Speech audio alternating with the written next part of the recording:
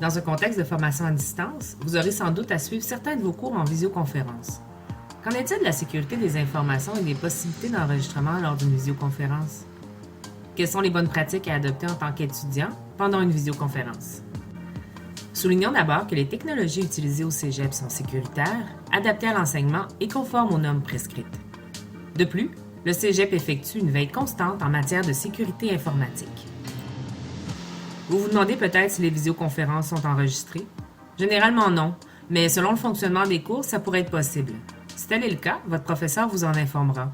Il vous précisera quelle utilisation sera faite de l'enregistrement, qui y aura accès et de quelle manière.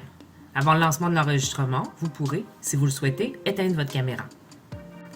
Il est important de noter que votre professeur est la seule personne autorisée à procéder à un enregistrement. En virtuel comme en présentiel, il est interdit d'enregistrer ou de filmer une personne à son insu, tout comme le précise le Code civil. Tout manquement à cette règle sera sanctionné. Voici quelques bonnes pratiques à adopter lorsque vous participez à une visioconférence. Éteignez votre micro pour éviter les bruits qui pourraient déranger. Levez votre main à l'aide d'outils virtuels pour demander la parole.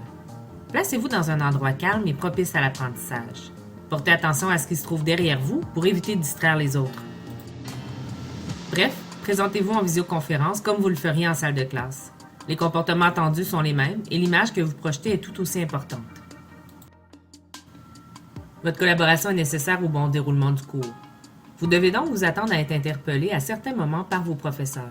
Ces interactions vous permettent d'être un acteur actif dans le cours, de poser vos questions, d'interagir avec vos collègues et de créer des liens, même virtuels.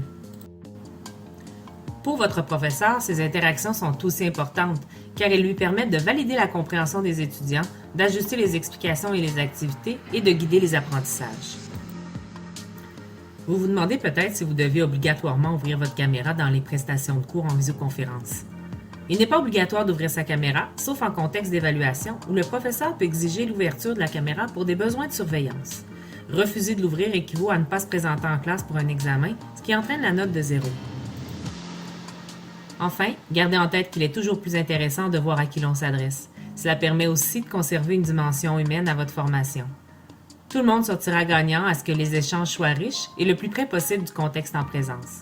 Cela sera plus motivant pour tous, pour vous comme pour vos professeurs. Bonne visio!